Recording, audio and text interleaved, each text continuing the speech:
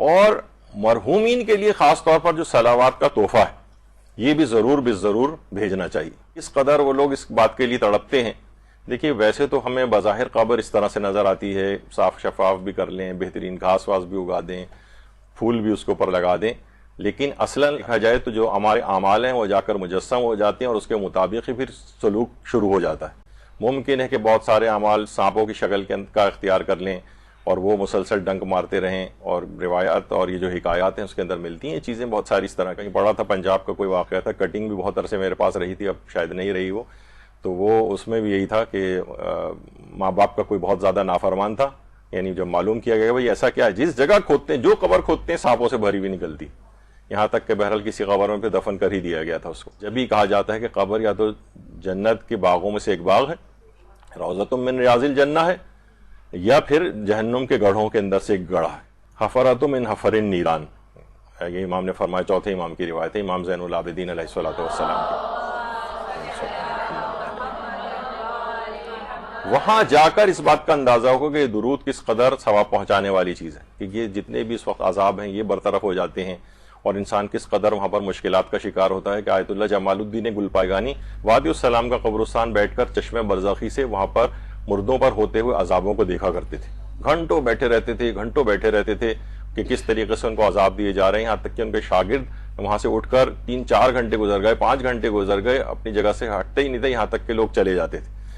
لیکن وہ سب چیزیں دیکھتے تھے اور انہوں نے پہ بیان بھی کیے ہیں کس طرح سے. تو وہاں پر یہ قبر میں کام آنے والی چیزوں کے اندر سے ایک آیت اللہ محمد حسین طباطبائی فرماتے تھے کہ ایک صلوات عالم برزخ میں ایسے نور میں تبدیل ہو جاتی ہے جو مرحومین کو مصیبتوں سے نجات دیتا ہے. فرماتے ہیں جس قدر ہو سکے مرحومین کے لیے صلوات بھیجیں کیونکہ وہ اس کے منتظر ہیں. اللہم صلی علی محمد وعلی محمد.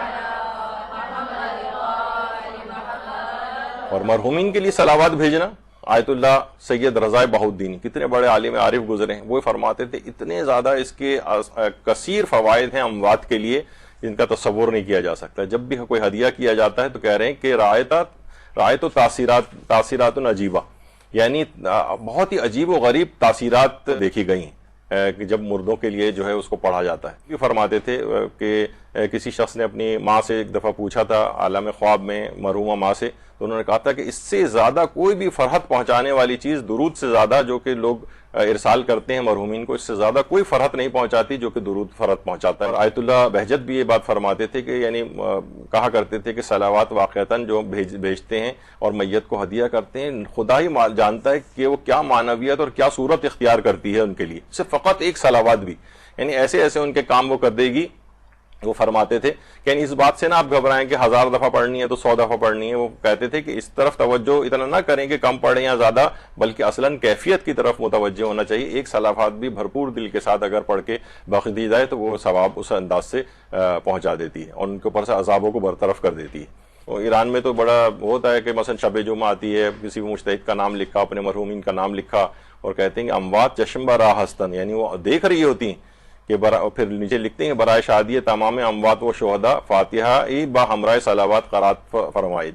وہ یعنی لکھا جاتا ہے تاکہ لوگوں کو احساس رہے کہ ان شب جمعہ کو ان بزرگوں کے لیے، ان علماء کے لیے، شہداء کے لیے، اپنے مرحومین کے لیے صلوات کم سے کم ایک صلوات ہی کیوں نہ ہو، ایک صلوات، زیادہ بھی صلوات یعنی کہ آدمی سوچے کہ بھائی اتنا ہر وقت لے کے کون عملیات بیٹھا رہے. فقط ایک صلوات بھی پڑھ کر اگر ہدیہ کر دی جائے ان اموات کی شادمانی کے لیے اور ان کے عذابوں کو برطرف کرنے کے لیے تو وہ بھی بہت کافی ہے.